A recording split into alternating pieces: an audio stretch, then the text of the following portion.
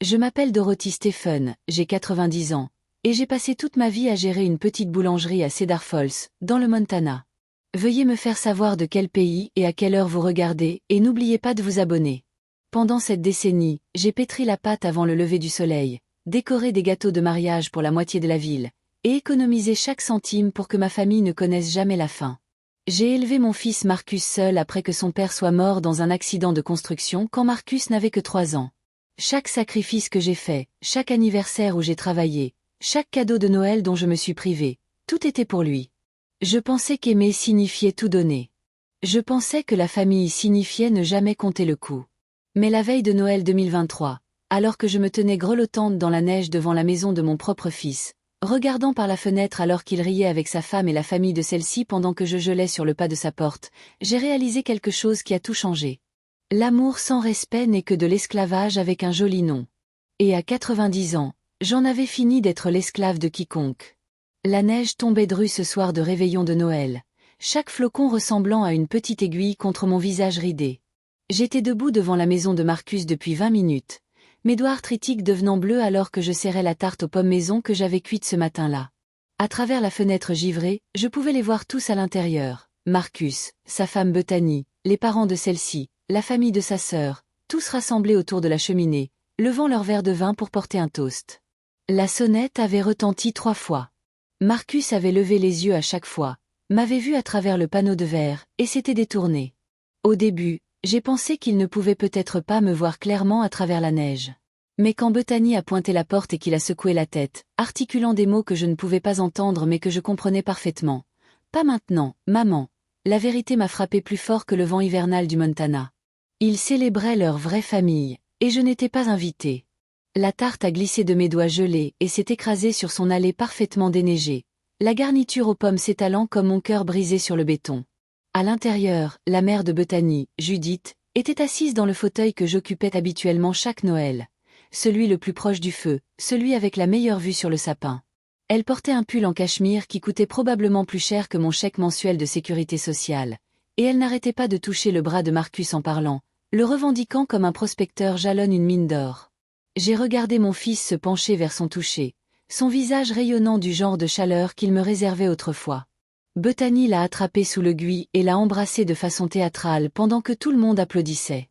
Son père, Richard, a levé son verre et a porté un toast que je ne pouvais pas entendre mais qui semblait long et probablement pompeux, à en juger par la façon dont il gesticulait de sa main libre. Marcus buvait chacune de ses paroles comme si Richard prononçait le sermon sur la montagne. Quand mon fils était-il devenu cette personne? Quand le garçon qui m'aidait à glacer les biscuits de Noël à 3 heures du matin était-il devenu un homme capable de regarder sa mère gelée devant sa porte? Les souvenirs ont afflué sans y être invités, chacun un poignard de comparaison avec ce moment. Veille de Noël 1975. Marcus, 5 ans, insistant pour que nous laissions des biscuits pour le Père Noël même si nous avions à peine assez de farine pour le petit déjeuner. J'avais utilisé nos derniers œufs pour lui faire ses biscuits. Veille de Noël 1986.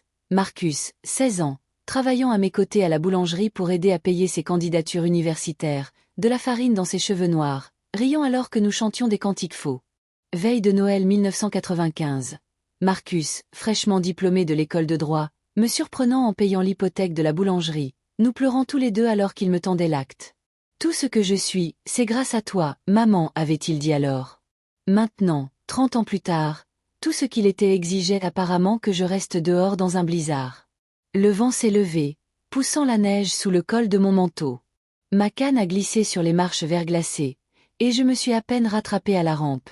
Pourtant, personne à l'intérieur n'a bougé pour m'aider.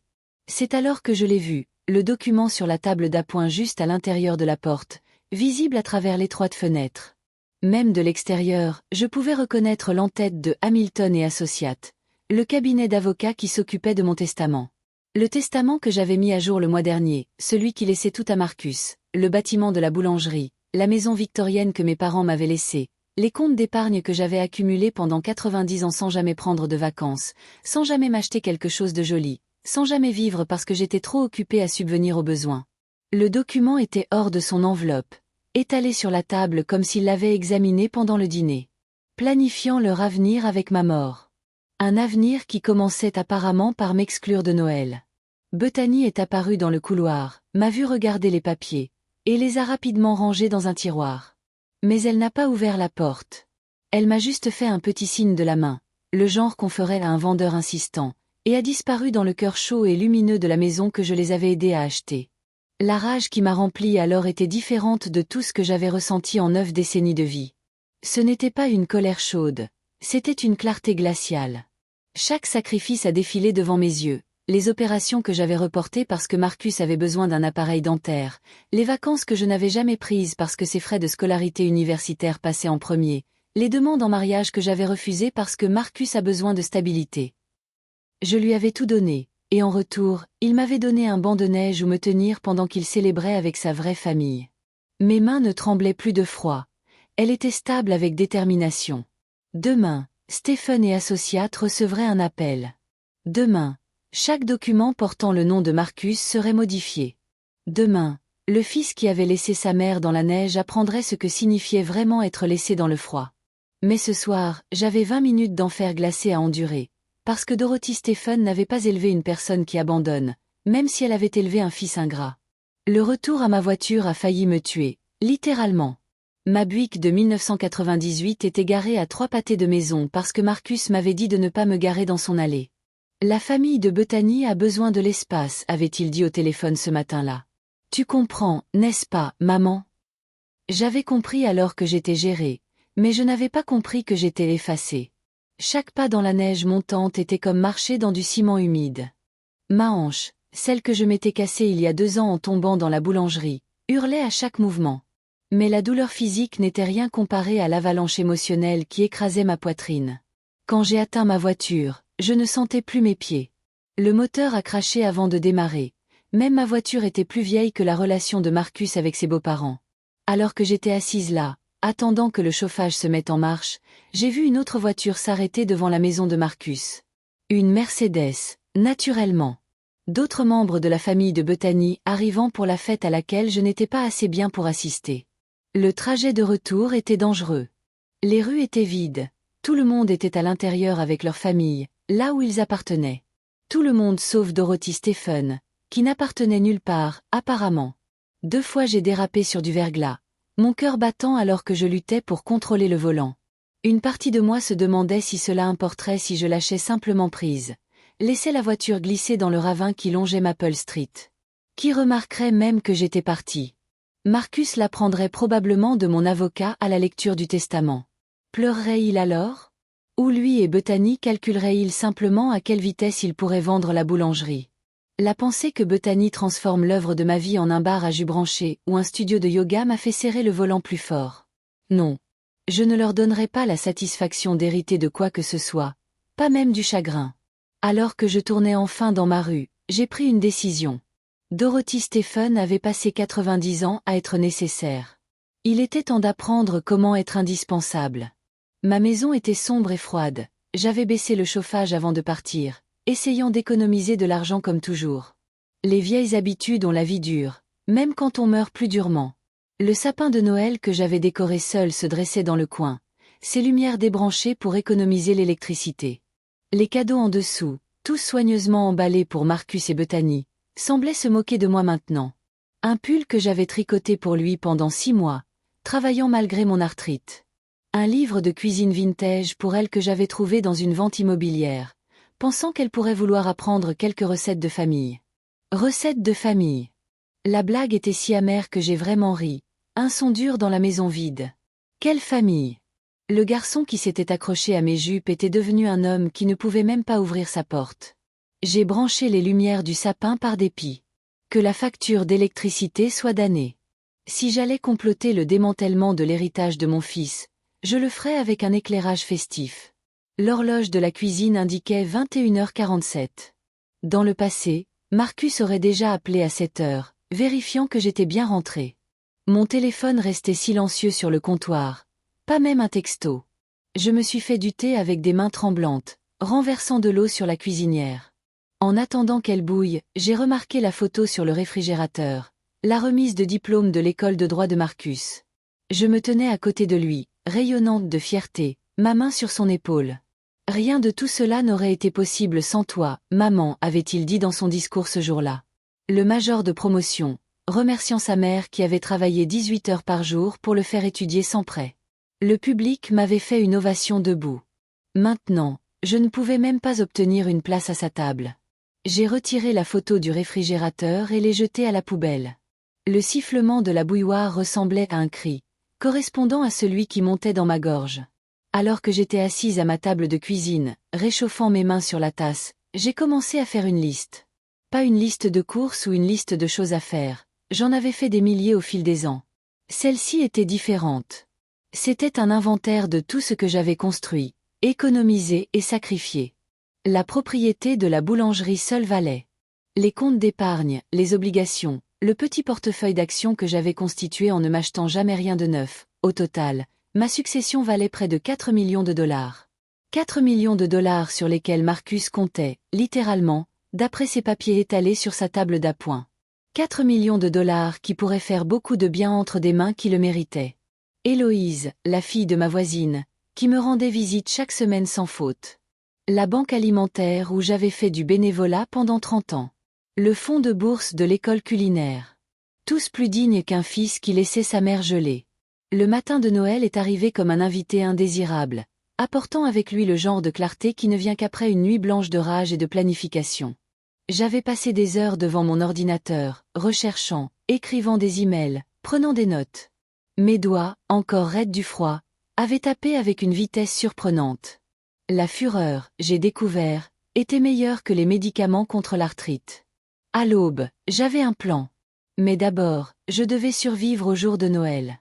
Le téléphone a sonné à 10 heures, assez tard pour que Marcus puisse prétendre qu'il n'avait pas voulu me réveiller, assez tôt pour qu'il puisse faire semblant de se soucier. J'ai laissé sonner 6 fois avant de répondre. Joyeux Noël, maman.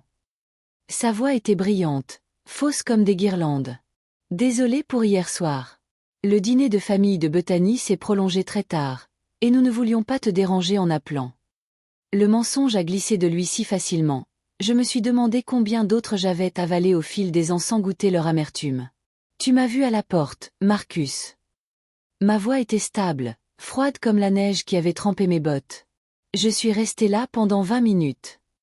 Le silence s'est étiré entre nous comme une corde raide. Je pouvais entendre Bethany en arrière-plan, sa voix aiguë de question.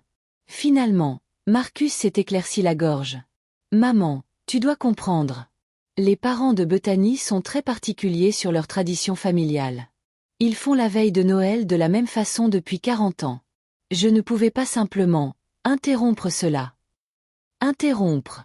Comme si j'étais une pause publicitaire dans l'émission spéciale des fêtes de sa vraie vie. Je suis ta mère, Marcus. Je fais Noël avec toi depuis 45 ans. Et nous faisons Noël aujourd'hui. Il s'est empressé de combler le silence. Bethany prépare ce jambon que tu aimes.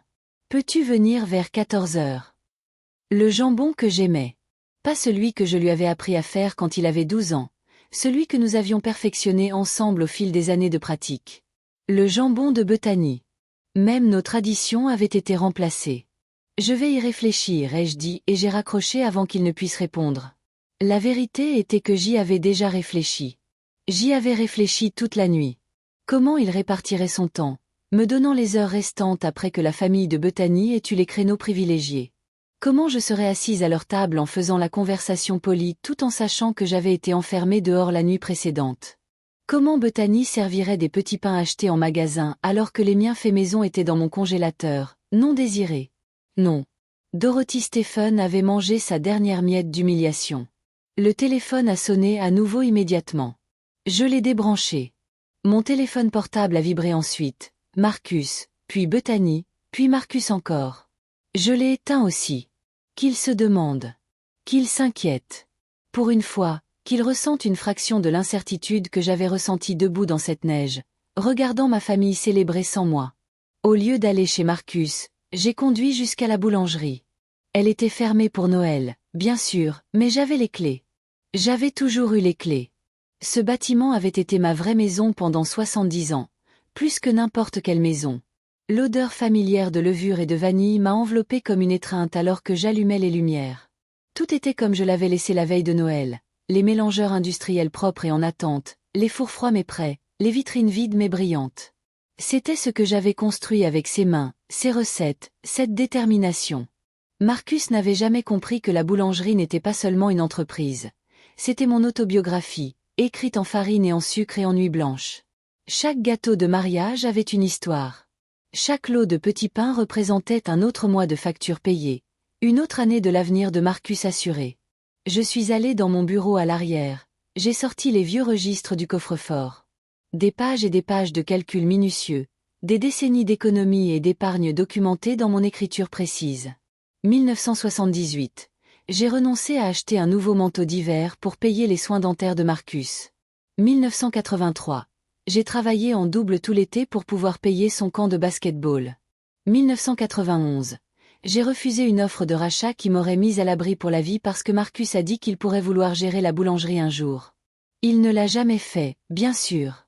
Le droit était plus prestigieux que la farine sous les ongles. Mais j'avais gardé la boulangerie quand même, juste au cas où. Toujours au cas où il aurait besoin de quelque chose sur quoi se rabattre. Maintenant, je passais mes doigts sur l'évaluation la plus récente. 2,8 millions de dollars pour le bâtiment seul, sans compter l'entreprise elle-même, les recettes, la liste de clients construite sur cette décennie. Tout cela attendant d'amortir la vie déjà confortable de Marcus. Tout cela tenu pour acquis, comme moi. À 15 heures le jour de Noël, Marcus avait appelé 17 fois et envoyé 23 textos.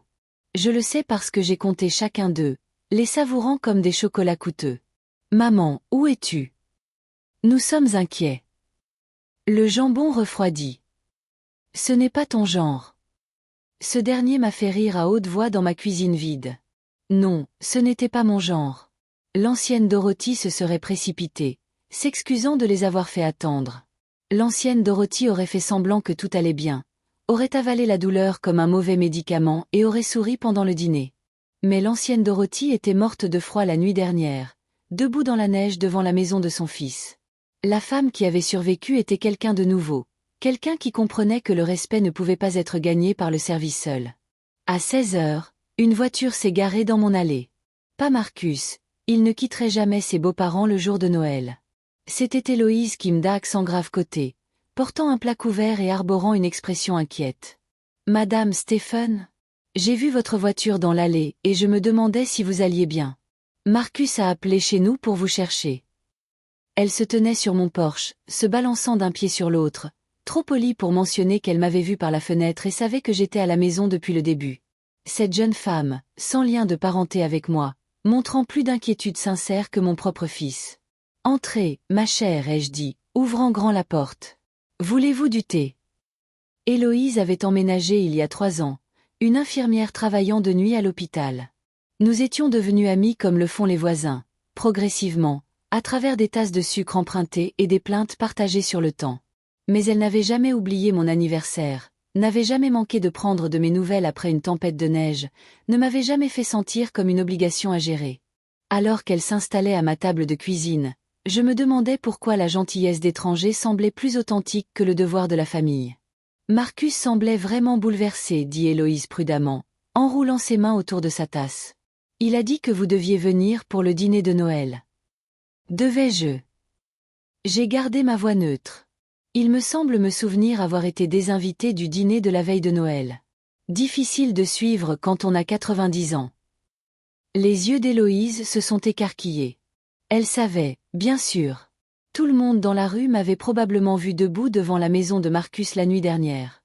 Cedar Falls était trop petit pour des secrets comme celui-là. Madame Stephen. Commença-t-elle, puis s'arrêta. Que pouvait-elle dire? Que mon fils était étourdi. Que sa femme était contrôlante. Que je méritais mieux. Tout vrai, tout inutile. Parlez-moi de votre Noël, ai-je dit, changeant de sujet. Vos parents ont-ils appelé de Séoul? Et elle l'a fait, son visage s'illuminant alors qu'elle parlait de l'appel vidéo avec sa famille, des colis qu'ils avaient envoyés, des traditions qu'ils maintenaient à travers les continents. Pendant qu'Héloïse parlait, j'ai pris une décision. J'ai sorti un bloc-notes et j'ai commencé à écrire pendant qu'elle parlait, lui posant occasionnellement des questions sur son travail, ses projets, ses rêves. Elle voulait retourner à l'école, devenir infirmière praticienne, mais les prêts étaient décourageants. Elle économisait depuis 3 ans et n'était qu'à mi-chemin de son objectif. Et si l'argent n'était pas un problème? Ai-je demandé soudainement. Elle a ri, mais c'était triste. Tout serait différent. Mais l'argent est toujours un problème, n'est-ce pas? Pas toujours, ai-je dit, prenant une autre note. Parfois la vie vous surprend. Nous avons parlé jusqu'au coucher du soleil, cette jeune femme et moi, trouvant plus en commun que je n'avais jamais trouvé avec Bethany. Quand Héloïse est finalement partie, me pressant un récipient de kimchi dans les mains parce que vous devez manger quelque chose, je me suis sentie plus légère que je ne l'avais été depuis des années. Pas de perte, mais de possibilités. Le téléphone a sonné à nouveau à 20 heures. Cette fois j'ai répondu, curieuse de voir jusqu'où Marcus irait. Maman, qu'est-ce qui se passe? Nous avons attendu toute la journée. Les parents de Bethany pensent que tu es mesquine. Mesquine. Le mot pendait entre nous comme une lame. 70 ans de sacrifice réduits à de la mesquinerie. Les parents de Bethany m'ont-ils vu geler devant ta porte hier soir? Silence. Puis la voix de Bethany, saisissant le téléphone. Dorothy, c'est ridicule. Tu gâches Noël pour un malentendu. Un malentendu. J'ai gardé ma voix agréable. Quelle partie ai-je mal comprise? La partie où j'ai sonné 3 fois? La partie où Marcus m'a vu et a choisi de ne pas répondre? Ou la partie où vous examiniez tous mon testament pendant le dîner? L'inspiration brusque m'a dit que j'avais touché ma cible. Maintenant, ai-je continué, je vais passer ce qui reste de mon Noël en paix. Je vous suggère de faire de même. J'ai raccroché avant que l'un d'eux ne puisse répondre, puis j'ai débranché le téléphone à nouveau. Demain viendrait assez tôt, et avec lui, les réunions que j'avais programmées. Mais ce soir, je resterai assise dans ma maison, mes lumières flamboyantes, ma dignité intacte, et je planifierai exactement comment enseigner à mon fils le prix de laisser quelqu'un dans le froid. Stephen et Associates a ouvert à 8 heures précises le 26 décembre, et j'étais leur premier rendez-vous. Harold Stephen, aucun lien de parenté, malgré le nom, était mon avocat depuis 30 ans. Il s'était occupé de la mort de mon mari, de l'incorporation de la boulangerie, et de chaque révision de testament depuis 1995. L'homme était discret comme un prêtre et 2 fois plus efficace. Quand j'ai exposé mes plans, ses sourcils ont grimpé vers sa ligne de cheveux reculante, mais il n'a pas discuté. Vous êtes sûre de cela, Dorothy? Une fois que nous apportons ces changements, ils sont difficiles à inverser. Harold, ai-je dit, me penchant en avant sur ma canne. J'ai passé la veille de Noël debout dans un blizzard pendant que mon fils comptait mon argent dans sa maison chaude. Je n'ai jamais été plus sûr de quoi que ce soit. Il a hoché la tête lentement, sortant des blocs juridiques et commençant à prendre des notes. Nous devrons agir rapidement. La loi du Colorado exige, mais j'avais fait mes devoirs. J'ai fait glisser les recherches que j'avais imprimées, les précédents, les exigences. Les sourcils d'Harold ont grimpé plus haut. Vous avez été occupée, Dorothy. Son ton contenait un nouveau respect. J'ai eu 90 ans pour apprendre que gentil ne finit pas toujours dernier. Parfois ça ne finit pas du tout. Nous avons passé 3 heures à tout restructurer. La boulangerie irait à un trust, avec Héloïse Kim comme l'un des bénéficiaires pour son école d'infirmière. La banque alimentaire recevrait une dotation importante. La bourse de l'école culinaire serait élargie. La maison serait vendue, avec le produit divisé entre plusieurs organisations caritatives que j'avais soutenues au fil des ans. Pour Marcus, j'ai laissé quelque chose de spécial. $1 et une lettre à lire lors de la lecture du testament. $1 l'empêche de contester en prétendant avoir été oublié, a expliqué Harold, bien que je le savais déjà. La lettre est votre choix, mais je vous conseillerais de la garder brève. Oh, elle sera brève, l'ai-je assuré. Tout ce que j'ai à dire à mon fils maintenant tient sur une seule page. C'est drôle comme la clarté fonctionne de cette façon. L'arrêt suivant était la boulangerie. J'avais des appels à passer, des réunions à organiser. D'abord, avec ma gérante, Rosa Valdez, qui travaillait pour moi depuis 20 ans.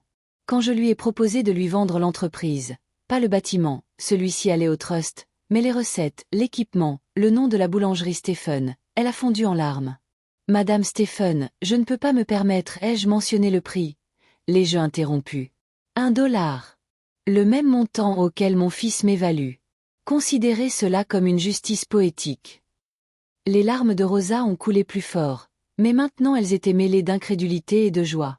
Nous avons réglé les détails. Elle prendrait la relève le 1er janvier. je resterai consultante si nécessaire, et la boulangerie Stephen continuerait à servir Cedar Falls juste sans aucun Stephen impliqué. Qu'en est-il de Marcus? Demanda Rosa prudemment. Elle le connaissait depuis qu'il était à l'université, avait fait ses gâteaux d'anniversaire pendant 2 décennies. Ne voudra-t-il pas? Marcus veut beaucoup de choses, ai-je dit. Parfois, ne pas obtenir ce que nous voulons est le meilleur cadeau que la vie puisse nous donner. Dans l'après-midi, la nouvelle s'était répandue.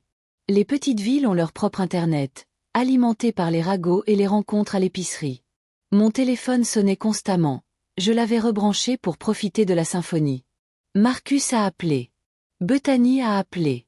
Même les parents de Bethany ont appelé, bien que la façon dont ils avaient obtenu mon numéro soit un mystère. Je n'ai répondu à aucun d'eux.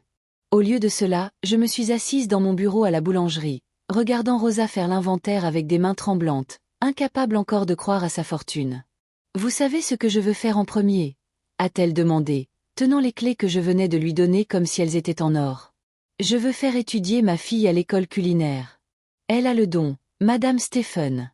Elle a juste besoin de la chance. » C'est drôle avec les chances, ai-je dit. Elles ont tendance à se multiplier quand on les donne. J'ai pensé à Marcus, toutes ces chances que je lui avais données, comment il les avait thésaurisées comme un avare. Certaines personnes voyaient les opportunités comme des tremplins pour aider les autres. Certains les voyaient comme des murs pour tenir les autres à l'écart. La sonnette de la boulangerie a retenti, et nous avons toutes deux levé les yeux pour voir Marcus lui-même, les yeux écarquillés et à bout de souffle. Il devait avoir conduit directement depuis le travail. Son costume était froissé, sa cravate de travers. « Maman! Je te cherchais partout. Qu'est-ce que c'est que cette histoire de rencontre avec des avocats? Madame Chen a dit qu'elle t'avait vu chez Stephen et Associates ce matin. » Madame Chen, le crieur public habilement déguisé en fleuriste. J'ai souri de son efficacité. « Bonjour, Marcus. As-tu rencontré la nouvelle propriétaire de la boulangerie Stephen? Rosa, je crois que tu connais mon fils. » Rosa a regardé entre nous, clairement mal à l'aise. Le visage de Marcus est passé par plusieurs expressions, confusion, compréhension, rage, comme une machine à sous-tournant vers le désastre. « Que as-tu fait ?» Sa voix était basse, dangereuse. Le genre de ton qu'il utilisait probablement dans les salles d'audience pour intimider les témoins. Mais je n'étais pas sur son banc des témoins, et j'en avais fini d'être intimidé par quiconque, surtout le garçon que j'avais élevé. « Que ai-je fait ?» J'ai répété la question de Marcus, goûtant chaque mot comme du vin. J'ai veillé à ce que la boulangerie continue de servir cette communauté. Rosa travaille ici depuis 20 ans. Elle connaît chaque recette, chaque client, chaque tradition. Elle mérite de posséder ce qu'elle a aidé à construire. Le visage de Marcus est devenu rouge, puis blanc, puis rouge à nouveau. Tu ne peux pas simplement. C'est notre héritage familial. Notre famille. J'ai ri, et ce n'était pas un son agréable. Dis-moi, Marcus, quand as-tu mis les pieds dans cette boulangerie pour la dernière fois avant aujourd'hui? Quand as-tu travaillé un quart de travail, appris une recette, ou même demandé des nouvelles de l'entreprise? Il a balbutié, cherchant ses mots. Ce n'est pas. J'avais ma carrière. Tu as dit que tu comprenais. J'ai compris beaucoup de choses. J'ai compris quand tu étais trop occupé avec l'école de droit pour aider pendant la ruée de Noël. J'ai compris quand tu as manqué le 50e anniversaire de la boulangerie parce que Bethany avait des billets de concert. J'ai compris quand tu as arrêté d'amener tes collègues ici parce que c'était trop col bleu pour ton image. Rosa s'est excusée tranquillement, marmonnant quelque chose sur l'inventaire à l'arrière. Femme intelligente. Ce n'était pas son combat, bien qu'elle ait certainement gagné son siège au premier rang. Marcus arpentait le petit espace, ses chaussures coûteuses claquant sur les sols que j'avais nettoyés des milliers de fois. Tu fais ça à cause d'hier soir. C'est une vengeance mesquine à cause d'un malentendu. Un malentendu. Je me suis installée dans ma chaise de bureau, reconnaissante de soulager ma hanche. Laisse-moi te parler des malentendus, Phil. J'ai mal compris que quand tu disais que la famille passe en premier, tu voulais dire la famille de ta femme. J'ai mal compris que quand tu as promis de toujours prendre soin de moi, tu voulais dire tant que cela ne dérangeait pas Bethany. J'ai mal compris que l'amour était censé aller dans les deux sens. Il a arrêté d'arpenter, se tournant pour me faire face. Je t'aime, maman. Tu aimes l'idée de moi, ai-je corrigé. La mère dévouée qui ne se plaint jamais, ne demande jamais rien, ne s'attend jamais à être traitée comme plus qu'une pensée après coup. Mais cette femme est morte de froid devant ta porte hier soir. Alors tu me punis en donnant mon héritage. Le masque a finalement glissé complètement, révélant la laide vérité en dessous. Il s'agissait toujours de l'argent. Ton héritage. Je me suis levé lentement, agrippant ma canne. Dis-moi, Marcus, qu'est-ce que tu as exactement hérité? L'arthrite que j'ai eue en pétrissant la pâte pendant 70 ans? Les brûlures sur mes bras des fours commerciaux? Les varices d'être debout toute la journée? Ou juste l'argent que tu supposais être le tien? Ce n'est pas juste. Ma voix s'est élevée pour la première fois. Était-ce juste quand j'ai travaillé avec une pneumonie pour payer ton école privée? Était-ce juste quand j'ai vendu les bijoux de ma mère pour couvrir tes frais de candidature à l'école de droit? Était-ce juste quand tu m'as laissé dans la neige comme une mendiante pendant que tu célébrais avec ta vraie famille? Le mot vrai l'a frappé comme une gifle. Bien. Certaines vérités devaient piquer. Bethany dit que tu es manipulatrice. Que tu essaies de me contrôler par l'argent. Il a sorti son téléphone, comme si me montrer des textos de sa femme renforcerait d'une manière ou d'une autre son argument. Bethany dit beaucoup de choses, n'est-ce pas? A-t-elle aussi dit à quelle vitesse elle a rangé ses papiers de testament hors de vue quand elle m'a vu regarder? A-t-elle mentionné qu'ils avaient discuté de ma mort pendant le dîner comme s'il s'agissait d'un portefeuille d'actions? Marcus a eu la grâce de paraître mal à l'aise. Nous n'étions pas. C'est normal de planifier l'avenir. Normal. Je me suis dirigée vers la fenêtre, regardant la rue où j'avais construit ma vie.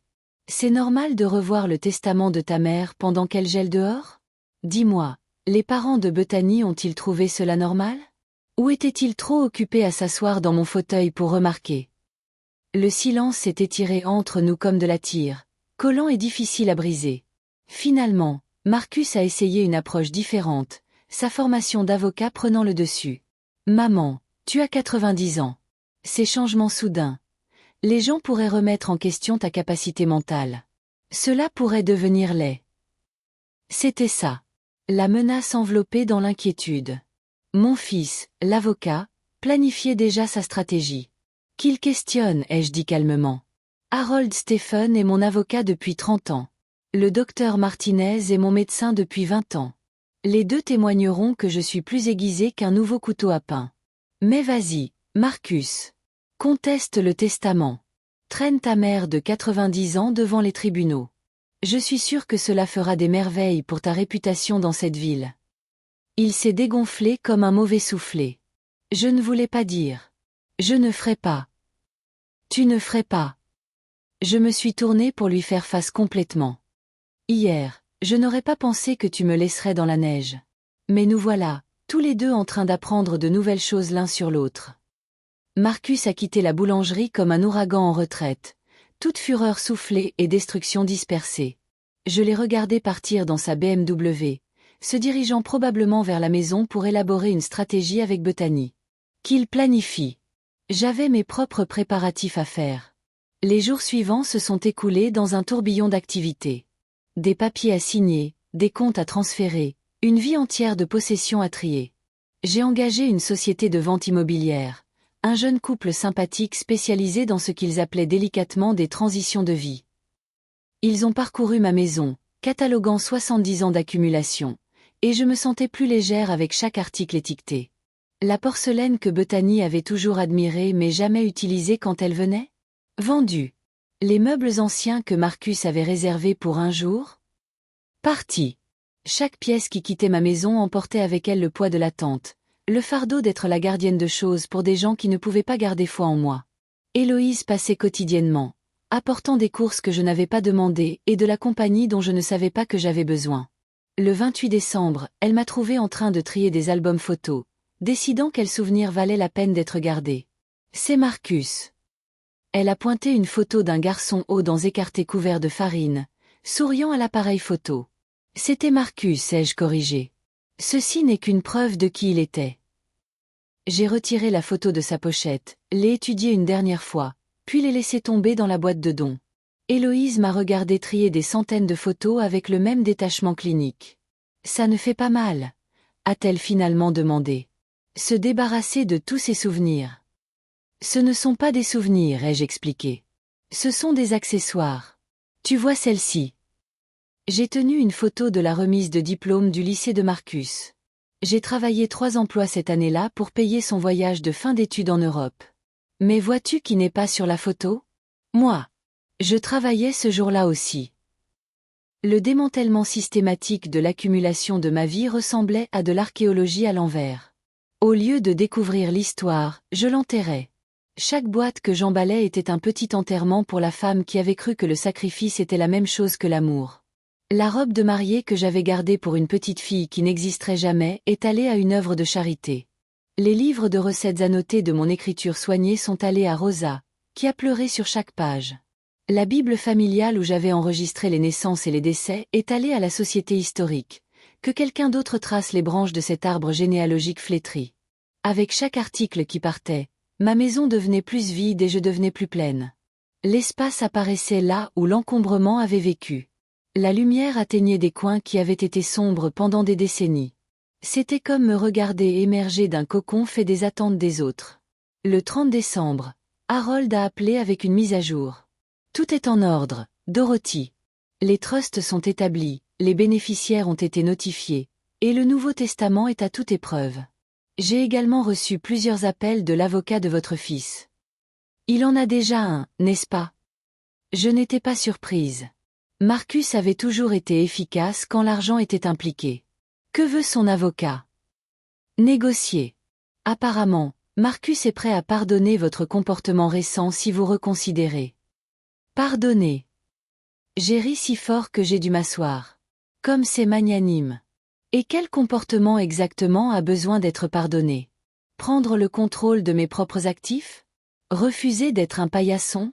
Avoir l'audace d'attendre une décence humaine basique de mon seul enfant?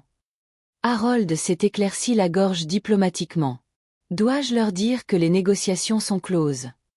Dis-leur que Dorothy Stephen ne négocie pas avec des terroristes émotionnels. Et Harold, assure-toi que c'est une citation directe. Ce soir-là, je me tenais dans mon salon presque vide, regardant la seule photo que j'avais gardée, mon mari tenant bébé Marcus, tout de souriant à quelque chose au-delà de l'appareil photo. Mon mari était mort quand Marcus avait 3 ans, trop jeune pour se souvenir de l'homme qui avait travaillé à mes côtés dans la boulangerie, qui croyait en la construction de quelque chose de durable. Je suis désolée, Thomas, ai-je murmuré à la photo. J'ai essayé de bien l'élever. Mais quelque part entre tout fournir et enseigner des valeurs, je l'ai perdu. Ou peut-être qu'il s'est perdu lui-même. J'ai emballé la photo soigneusement et l'ai placée dans ma valise. Oui, valise. Parce que Dorothy Stephen ne donnait pas seulement des choses, elle donnait l'obligation de rester là où elle n'était pas valorisée. La maison serait vendue, la boulangerie était à Rosa, et moi, j'étais libre. Le réveillon du Nouvel An est arrivé avec le genre de froid brutal qui rend les hivers du Montana célèbres. J'ai passé la matinée à la banque, finalisant les transferts et fermant les comptes. La caissière, qui me connaissait depuis 40 ans, n'arrêtait pas de me lancer des regards inquiets. De grands changements, Madame Stephen. Les plus grands, ai-je confirmé, signant le dernier formulaire avec une flourish. J'apprends enfin la différence entre être nécessaire et être désiré. Il s'avère que l'un est un travail et l'autre est une joie. À midi, j'étais de retour à la maison, maintenant résonnante et vide sauf pour l'essentiel dont j'aurais besoin pour la semaine suivante. La vente immobilière avait été un succès. Il s'avère que les gens aiment acheter des morceaux de la vie des autres, surtout quand ces vies viennent avec des histoires.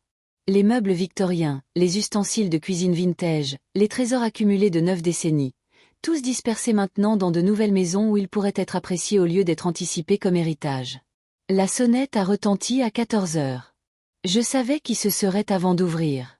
Bethany se tenait sur mon porche, semblant s'être habillée pour une négociation formelle.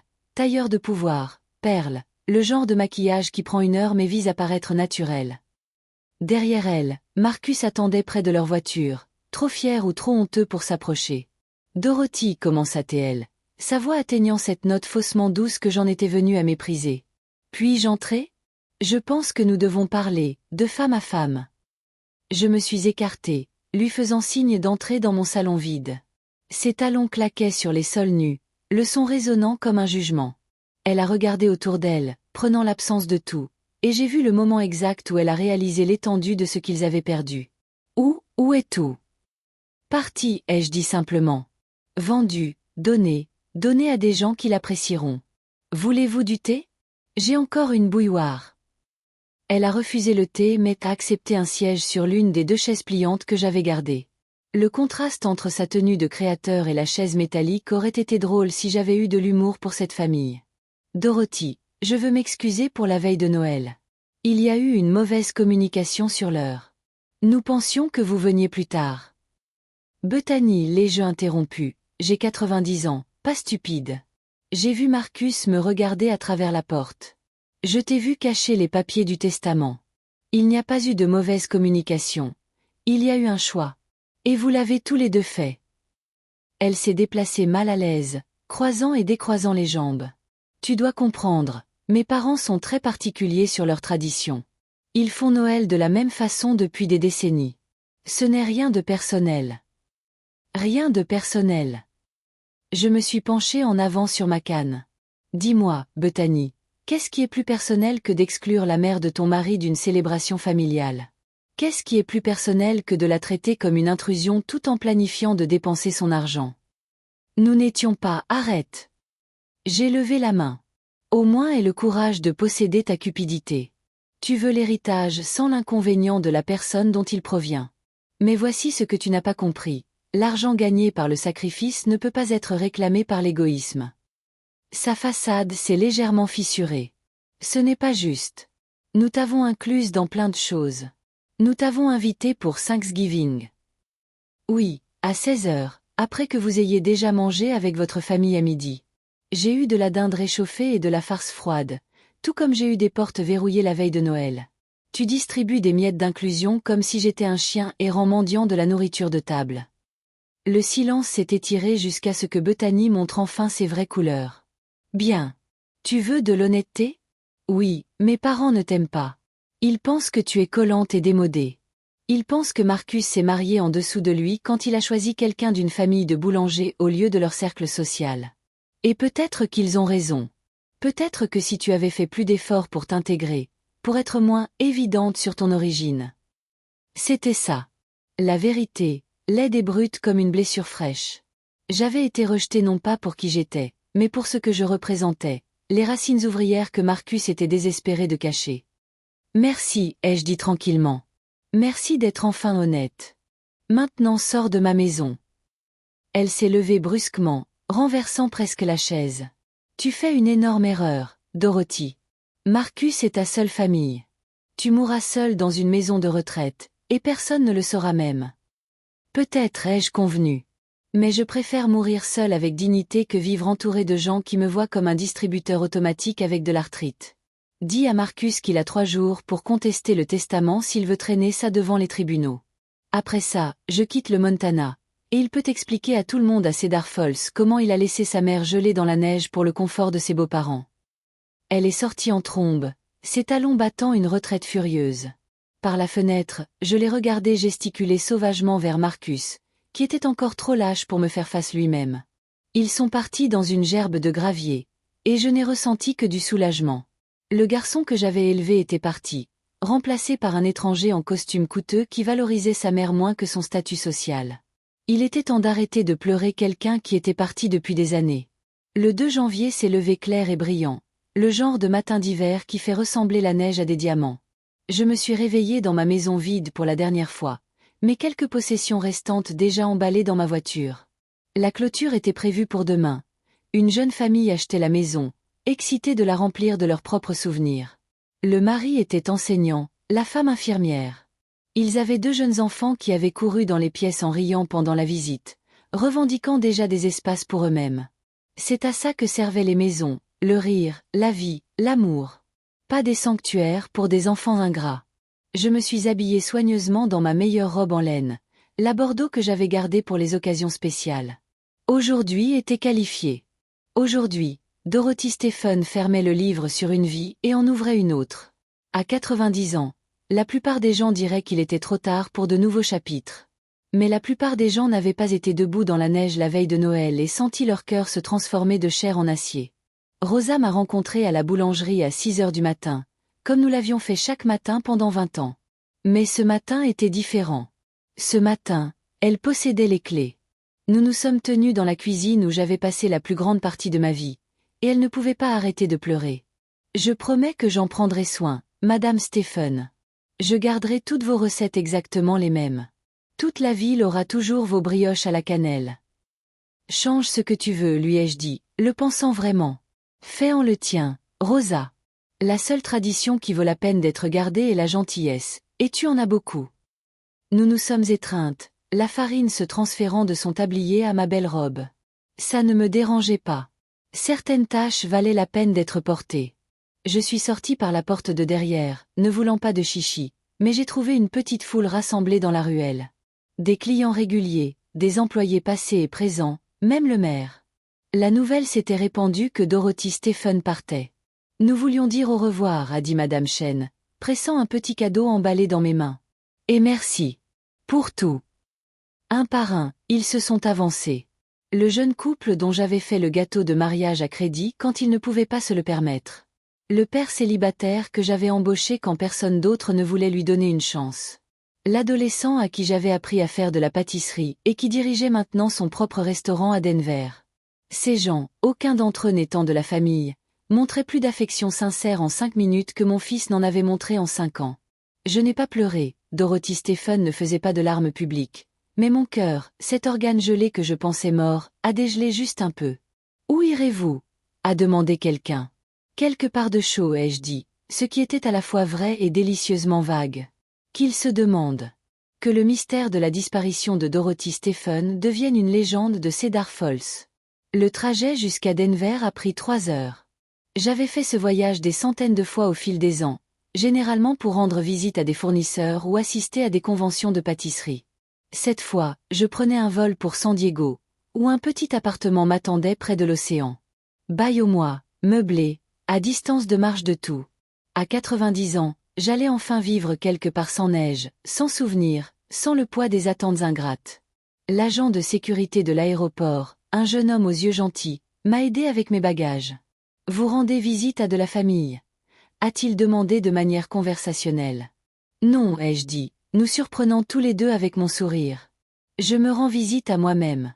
Je ne l'ai pas vu depuis des années. » Il a eu l'air confus mais a souri en retour. « Eh bien, j'espère que vous aurez de merveilleuses retrouvailles. » Alors que l'avion décollait, j'ai regardé les montagnes enneigées que j'avais appelées chez moi pendant 9 décennies. Quelque part en bas, Marcus était probablement en train de rencontrer des avocats, essayant de trouver des échappatoires dans des documents à toute épreuve.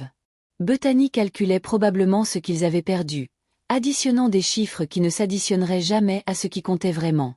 Mais j'en avais fini avec probablement, fini avec peut-être, fini avec un jour.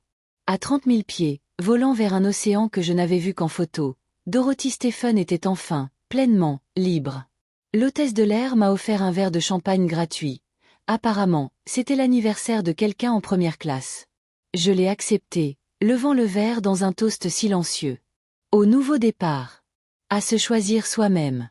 À apprendre à 90 ans ce que certaines personnes n'apprennent jamais, que l'amour sans respect n'est que de la servitude avec un nom plus joli. 6 mois plus tard, j'étais assise sur mon petit balcon à San Diego, regardant l'océan Pacifique changer de couleur avec le coucher du soleil. L'arthrite qui m'avait tourmentée dans le froid du Montana s'était apaisée dans l'air chaud de la côte. Je pouvais marcher sur la plage la plupart des matins, ramassant des coquillages comme une enfant, m'émerveillant devant les pélicans plongeant pour attraper des poissons. À 90 ans, j'avais découvert que j'étais une personne du matin quand les matins ne nécessitaient pas de dégivrer les pare-brises des voitures. Mon téléphone, un nouveau avec un numéro de Californie, sonnait occasionnellement. Héloïse appelait chaque semaine, me mettant au courant de son programme d'infirmière. Elle avait commencé les cours en février, financés par le trust que j'avais établi. Son excitation pétillait au téléphone comme du champagne. Rosa envoyait des photos des nouveaux ajouts de la boulangerie, un bar à café, des sièges extérieurs, une peinture murale sur le mur latéral représentant l'histoire de la boulangerie Stephen.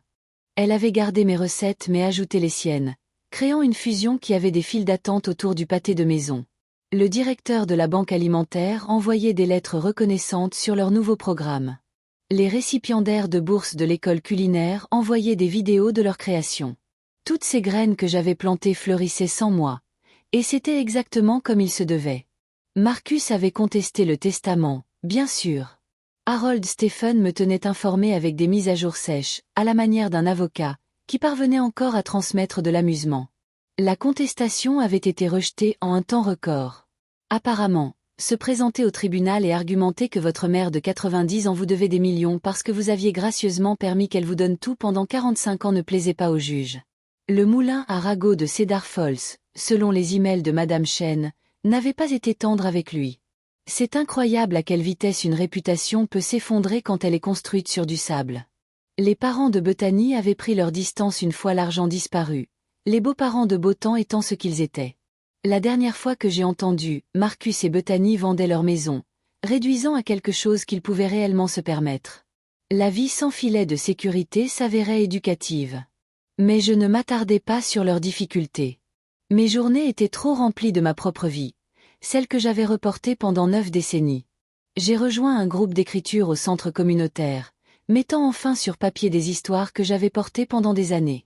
J'ai pris des cours de natation au 1K, surmontant une peur de l'eau que je n'avais jamais eu le temps d'aborder. Je mangeais au restaurant sans vérifier les prix d'abord, achetais des vêtements qui n'étaient pas en solde, dormais après le lever du soleil sans culpabilité. Les plaisirs simples qui avaient toujours été des luxes étaient maintenant mon pain quotidien. Vous avez l'air 10 ans plus jeune, avait dit mon nouveau médecin lors de mon bilan de santé. Quel est votre secret? J'ai arrêté de porter le poids des autres, lui ai-je dit. Il s'avère que l'ingratitude est plus lourde que la gravité.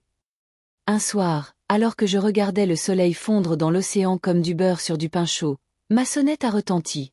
Je ne recevais jamais de visiteurs. Cela faisait partie de l'attrait de recommencer. À travers le Judas, j'ai vu une silhouette familière. Marcus, l'air plus vieux, plus mince, humilié par ce que ces 6 mois lui avaient appris. Je suis resté là pendant un long moment, ma main sur la poignée de porte, pesant mes options. L'ancienne Dorothy aurait ouvert la porte à la volée, l'aurait accueillie, aurait tout pardonné en un instant. Mais l'ancienne Dorothy était morte de froid la veille de Noël. La femme que j'étais maintenant, baignée de soleil, autonome, sereine, avait des choix. Je pouvais ouvrir la porte et le laisser s'expliquer, s'excuser, peut-être même reconstruire quelque chose à partir des cendres de notre relation. Ou je pouvais protéger la paix que j'avais achetée avec de la douleur, maintenir les limites que j'avais construites de mes propres mains. À travers la porte, je l'ai entendu frapper à nouveau. « Maman, je sais que tu es là. J'ai besoin de te parler. S'il te plaît. » Sa voix s'est brisée sur le dernier mot. J'ai pensé à toutes les fois où j'avais été devant sa porte, littéralement et figurativement, attendant d'être laissé entrer. Toutes les vacances passées en marge, tous les moments manqués parce que je n'étais pas assez bien pour sa nouvelle vie. Puis j'ai pensé à mes promenades matinales sur la plage, mes amis du groupe d'écriture, mes baignades du soir. La vie que j'avais construite sans la permission ou l'approbation de personne. Madame Stephen. Marcus a appelé à nouveau, utilisant maintenant mon nom formel. Je suis désolé. Je suis tellement désolé pour tout. Je le croyais. Désolé était probablement la chose la plus vraie qu'il avait ressentie depuis des années. Mais désolé ne reconstruisait pas la confiance pas plus que la glace ne pouvait se reconstruire en neige. Parfois, la chose la plus aimante que vous pouviez faire était de laisser les gens vivre avec les conséquences de leur choix. C'était une leçon que j'avais apprise à 90 ans. Peut-être que Marcus l'apprendrait plus jeune. Peut-être pas. Je me suis éloigné de la porte, suis retourné sur mon balcon, et j'ai pris mon journal. Derrière moi, les coups ont fini par s'arrêter. J'ai entendu des pas s'éloigner dans le couloir, lents et vaincus. Je n'ai pas regardé en arrière. Le soleil a terminé sa descente, peignant le ciel dans des nuances de pardon que je n'étais pas prête à offrir. Pas encore. Peut-être jamais. Et c'était bien. À 90 ans, Dorothy Stephen avait enfin appris la leçon la plus importante de toutes. Vous ne pouvez pas forcer les gens à vous valoriser. Vous pouvez seulement vous valoriser suffisamment pour vous éloigner de ceux qui ne le font pas. Les vagues de l'océan continuaient leur rythme éternel, effaçant les empreintes et recommençant à neuf à chaque marée. Demain, je marcherai à nouveau sur la plage, ramasserai plus de coquillages, rejoindrai peut-être le groupe de tai chi qui se réunissait près de la jetée. Demain, je continuerai l'affaire de vivre, pas pour quelqu'un d'autre, mais pour la femme qui avait attendu 90 ans pour se rencontrer elle-même. Dans mon journal, j'ai écrit « Aujourd'hui, mon fils est venu à ma porte. » J'ai choisi de ne pas répondre. Ce n'était pas de la vengeance ou de la mesquinerie ou même de la colère.